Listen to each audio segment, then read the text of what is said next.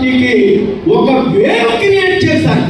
తెలుగుదేశం పార్టీకి ప్రజల్లో వేవ్ ఎప్పుడు వస్తుందంటే ప్రతిపక్షంలో ఉన్నప్పుడు బాగుడే బాధుడు, జగన్ గారు బాధుడు బాగుతుంటే ఈ 10 మంది లేడీస్ భుజాన్ని జెండా వేసుకుని జగన్ బాధుడే బాధుడు గ్రామాలు పట్టి తిరిగేవారు. ఆ తర్వాత ఇది కర్మ ఈ రాష్ట్రానికని గ్రామాలన్నీ తిరిగారు.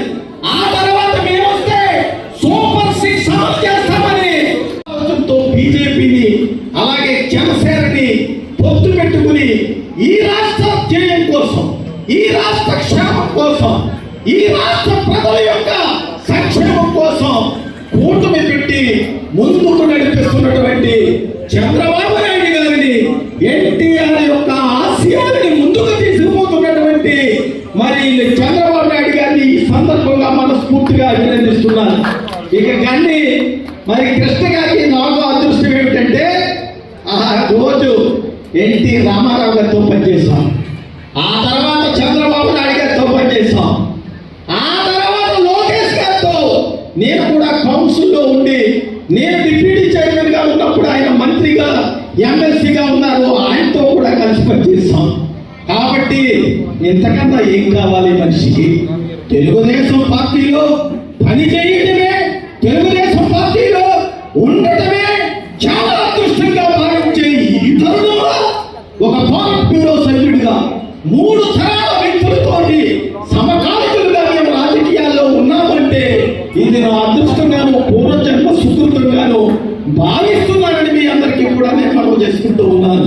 కాబట్టి సోదరులారా, ఈనాడు సత్యం గారికి మనస్ఫూర్తిగా నేను అభినందిస్తున్నాను. మీరేసింది వాసంచెట్టు సుభాష్ గారికి ఒక ఓటు వేస్తే 2 సేవకులు బయటకు వచ్చారు. ఒకరు సుభాష్ గారు, రెండో వారు నిస్వార్థంగా సత్యం గారు. ఒక ఓటు బోనస్, మీరు ఎమ్మెల్యేని గెలిపించుకుంటే మంత్రి బోనస్, ఇది సత్యం గారి బోనస్. కాబట్టి ఇక్కడ 2 వ్యక్తులు మీకు అందుబాటులో ఉంటున్నారు. వారు వేరే ప్రాంతానికి వెళ్తే ఈయన అందుబాటులో ఉంటున్నారు. అధికారం కావాలి. అధికారం అంటే శాసన సభ్యుడిగా మరి మాత్రమే సరిపోకుండా మరి చాలా మంది పెద్దలు మాట్లాడారు. ఎప్పుడు కూడా తెలుగుదేశం పార్టీలో ఇక్కడ 10 ఎన్నికలు జరిగాయి, గెలుస్తున్నాం, ఓడిపోతున్నాం. మేము చెప్పిన రామారావు గారు చేశారు, లేకపోతే తర్వాత తోట తిరుమూర్తులు గారు చేశారు, కొంతమంది పోటీ చేసి ఉడుపుడు సూర్యారెడ్డి గారు, గుత్తులు సూర్యారెడ్డి బాబు గారు వీరంతా పోటీ చేసి ఓడిపోయారు. కానీ ఎప్పుడు తెలుగుదేశం పార్టీకి ఇక్కడ మంత్రి రాలేదు.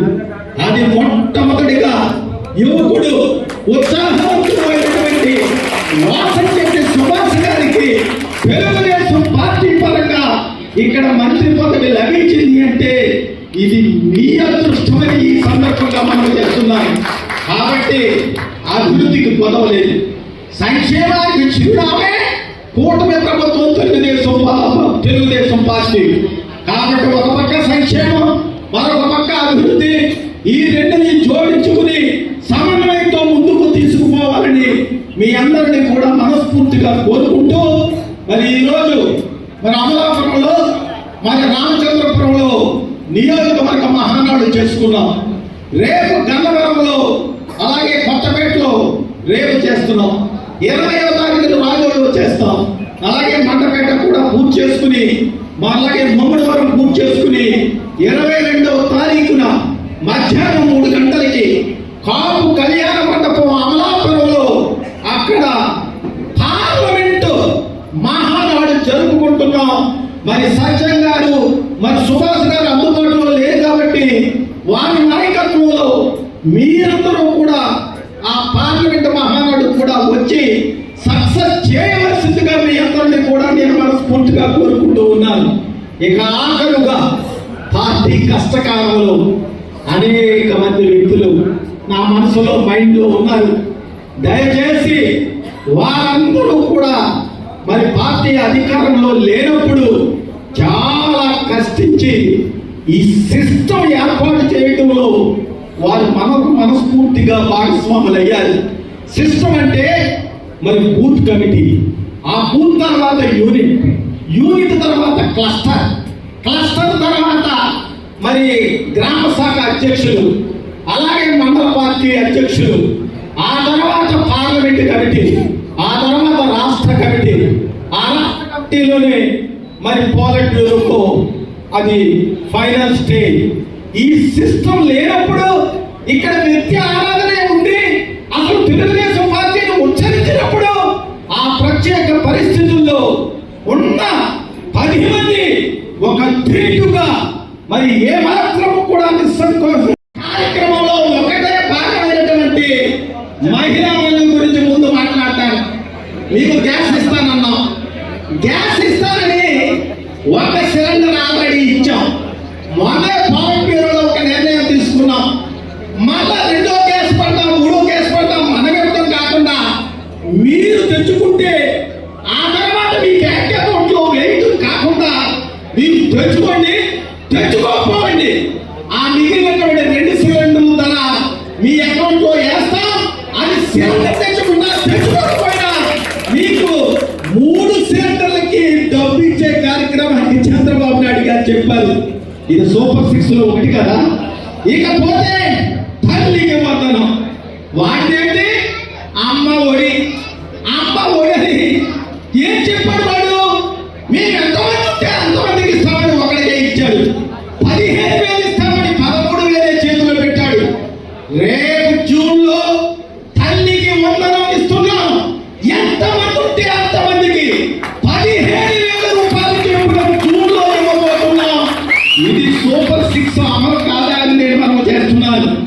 ఆగస్టు 15 మన స్వాతంత్రం వచ్చినటువంటి రోజు. ఆ రోజున సూపర్ 6 హామీ మరొకటి నెరవేర్చుకోబోతున్నాం. అదే ఉచిత బస్సు. ఇవాళ ఎక్కడికి రావాలన్నా, అమ్మగారింటికి వెళ్ళాలన్నా, అత్తోరింటికి వెళ్ళాలన్నా, గుడికి వెళ్ళాలన్నా, షాపింగ్కి వెళ్ళాలన్నా మీ మహిళలు ఇలా చెయ్యి పెట్టి ఉచితంగా బస్సు ఎక్కే సౌకర్యం ఆగస్టు 15 నుంచి ఇస్తామని చెబుతున్నాం. ఇది సూపర్ 6 లో భాగం కాదని నేను మనవి చేస్తున్నాను. ఇకపోతే రైతు భరోసా ఏం చెప్పాడు జగన్? మేము రైతు భరోసా 12,500 ఇస్తామని చెప్పాడు మోసగాడు. కేంద్రం ఏం చెప్పింది? 6,000 ఇస్తామని చెప్పింది. 12,500 6,000 కలిపితే ఎంత? 18,500. నమ్మాలి రైతులు. గుద్దుడే గుద్దుడు. అధికారంలోకి వచ్చాడు. 18,500 ఇవ్వడం మానేసి కేంద్రం ఇస్తున్నటువంటి 6,000 తీసుకుని వీడు 7,500 కలిపి 13,500 ఇచ్చి 5,000 ఎక్కొట్టాడు ఆ ప్రభుత్వం హయాంలో. రేపు రైతు భరోసాకి దీటుగా మనం అన్నదాత సుఖీభావ కార్యక్రమం పెట్టాం. ఆ అన్నదాత సుఖీభావ కార్యక్రమంలో మనం ఇస్తానన్నది 20,000. 20,000లో కేంద్రం 6,000 ఇస్తుంది. మోసం చేయడం అలవాట్లేదు మనకి. మళ్ళా 14,000 చంద్రబాబు నాయుడు గారి కూటమి ప్రభుత్వం కలిపి 3 వాయిదాల్లో అన్నదాత సుఖీభావ కార్యక్రమం అందజేయబోతున్నామని కూడా ఈ సందర్భంగా మనం చేస్తున్నాం. మరి ఏంటి సూపర్ 6 లేదంటారు? ఇవి కాకుండా అన్నా క్యాంటీన్లు పెట్టాం, భోజనం పెడుతున్నాం, అనేక కార్యక్రమాలు, ఉద్యోగాలు ఇస్తానన్నాం, డిఎస్సి ప్రకటించాం, పరిశ్రమలు తెస్తున్నాం, ఉద్యోగాలు ఇస్తున్నాం, యువతను ఆదరిస్తున్నాం, ఒక పక్క భారతీయంగా అభివృద్ధి చేస్తున్నాం. ఈ కార్యక్రమాలన్నీ చూసి మీరు ప్రజలకు తెలియజేయవలసినటువంటి బాధ్యత మీ అందరి మీద, మా అందరి మీద ఉందనే విషయాన్ని ఈ సందర్భంగా తెలియజేస్తూ ఉన్నాను. కాబట్టి ఏది ఏమైనా ఇంకా చాలా విషయాలు ఉన్నాయి. అనేక విషయాలు తెలుగుదేశం పార్టీ గురించి కానీ, చంద్రబాబు నాయుడు గారి గురించి కానీ, యువతను పెట్టి యువతను ఉరువొలిగించి కూటమి ప్రభుత్వాన్ని అధికారంలో తీసుకురావడానికి కారణభూతులైనటువంటి లోకేష్ గారి గురించి కానీ, అనుభవశాలి మరి రాజకీయ చతురదంటే అపర చాణక్యుడిగా పేరుగాంచినటువంటి మరి చంద్రబాబు గురించి కానీ చెప్పాలంటే రోజులు సరిపోవని సందర్భంగా తెలియజేస్తున్నాను. గెలవాలంటే మరి రాష్ట్రంలో అధికారం రావాలంటే అనేకమైనటువంటి కీలక నిర్ణయాలు పార్టీ తీసుకుంటుంది. ఆ కీలకమైనటువంటి నిర్ణయంలోనే యువకుడు వాసంచెట్టి ఇక్కడికి పంపించడం జరిగింది. మీరు గెలిపించి పంపించారని మీకు ఈ సందర్భంగా మనం చేస్తున్నారు. అందుకోసమే అధికారం కోసం చాలా ఎదురు చూస్తే ఒక ఎమ్మెల్యే కాదు మంత్రిగా కూడా మీకు ఇస్తున్నామని మీ ముందుకు పంపినటువంటి చంద్రబాబు నాయుడు గారు, లోకేష్ గారిని మనస్ఫూర్తిగా మీ అందరూ తరపున మనస్ఫూర్తిగా నేను అభినందిస్తూ ఉన్నాను. ఇక అసలు విషయానికి వద్దాం. ఎజెండా కీర్తి చేసులు నందమూరి తారక రామారావు గారు పేరు చెబితేనే రోమాలు నిక్కబొడుస్తాయి. ఎందుకంటే 1947లో ఈ దేశానికి స్వాతంత్రం వచ్చింది. 35 సంవత్సరాలు ఢిల్లీలో తెలుగు వాడిని తాకట్టు పెట్టి తెలుగు వాడి యొక్క ఆత్మగౌరవాన్ని కాలి కింద పెట్టి నలిపెట్టినటువంటి పరిస్థితుల్ని చలించుకుపోయాడు నందమూరి తారక రామారావు గారు. ఏంటి 1947లో స్వాతంత్రం వస్తే తెలుగు వాడికి ఎందుకు ఈ అపచారమని గ్రహించి 1982లో మార్చి 29వ తారీఖున పార్టీని పెట్టారు. అదే తెలుగుదేశం పార్టీ అని సందర్భంగా మనం చేస్తున్నారు. మహానుభావుడు కీర్తి చేసుడు నందమూరి తారక రామారావు గారు ఏ ముహూర్తాల పార్టీని పెట్టారో ఈ పార్టీని అంతం చేస్తామన్నటువంటి అనేక మంది అంతమయ్యారు. కానీ పార్టీ సజావుగానే ఉంది. అది తెలుగుదేశం పార్టీ గొప్పతనమని ఈ సందర్భంగా అమలు చేస్తున్నారు. ఆ మహానుభావుడు పార్టీ పెట్టే ముందు ఒక్కసారి ఆలోచించండి. ఈ ఆంధ్రప్రదేశ్ గురించి కానీ ఉమ్మడి ఆంధ్రప్రదేశ్ గురించి కానీ మాట్లాడుకునే ముందు తెలుగుదేశం పార్టీ ముందు, తెలుగుదేశం పార్టీ తర్వాత 2 భాగాలుగా మాట్లాడుకోవాల్సినటువంటి పరిస్థితి ఉంది. తెలుగుదేశం పార్టీ పెట్టిన తర్వాతే సంక్షేమం, ఆ పేదవాడికి పట్టెడు అన్నం పెట్టాలని 2 రూపాయలకి కిలో బియ్యం, కట్టుకోవడానికి పట్టివ్వాలని జనతా వస్త్రాలు, ఉండడానికి ఒక శాశ్వతమైనటువంటి గృహం ఇవ్వాలని పక్కా ఇల్లు. శ్రీకారం చుట్టింది ఎవరు అంటే తెలుగుదేశం నందమూరి తారక రామారావు గారు కాదు అని ఈ సందర్భంగా మనం చేస్తున్నారు. సంక్షేమమే కాదు, విప్లవాత్మకమైనటువంటి మార్పులు శ్రీకారం చుట్టింది తెలుగుదేశం.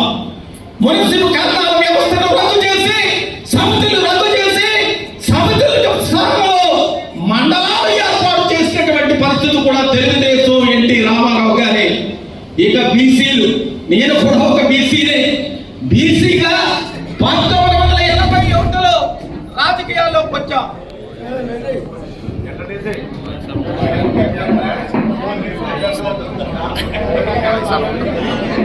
వచ్చాం 1982లో తెలుగుదేశం పార్టీ వచ్చింది. 81లో కొత్తపేట గ్రామ పంచాయతీ సర్పంచ్ గాని పోటీ చేసినప్పుడు బీసీలకు రిజర్వేషన్లు లేవు. ఆ తర్వాత నందమూరి తారక రామారావు గారు ఈ వెనుకబడిన కులాలని ఓట్లు వచ్చినప్పుడు ఓట్లు వేయిస్తున్నారు యంత్రాలుగా. ఆ తర్వాత బదిలిస్తాం, గుర్రలిస్తాం, పనిముట్లు ఇస్తామని యాచకులుగా నిలబెడుతున్నారు. వీరికి రాజ్యాధికారం ఇవ్వాలని ఆలోచించి స్థానిక సంస్థలలో రిజర్వేషన్ ఇచ్చి బీసీని మనుషులుగా చూసింది నందమూరి తారక రామారావు గారు. ఎవక తెలుగుదేశం పార్టీ అని సందర్భంగా మరొక్కసారి గుర్తు చేస్తూ ఉన్నారు. ఆ రకంగా ఎంత చెప్పినా తక్కువే. మరి సమయం లేదు. ఇకపోతే మహానాడు సందర్భంగా మీరు కొన్ని విషయాలు మీరు ప్రజల మధ్యకి తీసుకువెళ్ళవలసినటువంటి గురుతుల నైతిక బాధ్యత మీ మీద, వేదిక మీద ఉన్నటువంటి మా మీద ఉందని ఈ సందర్భంగా గుర్తు చేస్తున్నారు. చెబుతున్నారు సంవత్సరం అయింది, సూపర్ 6 ఏమైపోయింది అంటున్నారు. సిగ్గు ఎగ్గు లేనటువంటి వైఎస్ఆర్సీపీ నాయకులు. ఒక సిగ్గు ఎగ్గు ఉంటే ఈ పత్రికా ముఖంగా మీకు నేను తెలియజేస్తూ ఉన్నాను. పెన్షన్ గురించి ఆలోచించండి. అసలు పెన్షన్ ప్రవేశపెట్టింది రామారావు గారు. తెలుగుదేశం 35 రూపాయలతో పెన్షన్ పెట్టాం. 75 రూపాయలకి చంద్రబాబు నాయుడు గారు తీసుకువెళ్ళారు. ఆ తర్వాత వచ్చారు రాజశేఖర రెడ్డి గారు, 125 రూపాయలు పెంచాడండి. 125 చెప్పేవాడు. 125 రూపాయల కింద తీవ్రంగా చెప్పేవాడు రాజశేఖర రెడ్డి. 200 చేశాడు. ఆ 200ని 5 రెట్లు పెంచి 1000 రూపాయలు చేశాడు మహానుభావుడు చంద్రబాబు నాయుడు గారు.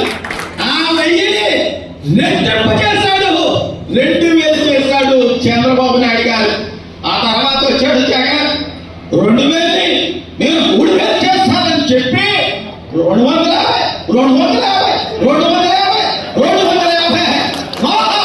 సంవత్సరాలకు 1000 పెంచినటువంటి గరుడు సిగ్గు లేకుండా మాట్లాడుతున్నాడు. 3000 వచ్చింది. మళ్ళా ఎన్నికల ఖర్చులో చెప్పాం, మేము వస్తే 1000 రూపాయలు ఇస్తాం. అది జగన్ లాగా 250 కాదురా నాయన, ఒక్కసారి ఇస్తామని 4000 ఇస్తున్నటువంటి పరిస్థితి ఈ వైఎస్ఆర్సీపీ నాయకులకు కనపడటం లేదా అని నేను అడుగుతూ ఉన్నాను. మరి ఇది ఒక్క ఉదాహరణ. ఇక సూపర్ 6 ఏమైంది అంటాం సిగ్గు లేకుండా. సూపర్ 6 భాగమేనా తమ్ముడు? ఈ మహిళా మండలికి గ్యాస్ అందిస్తున్నాం. ఆ గ్యాస్ అందించే కార్యక్రమం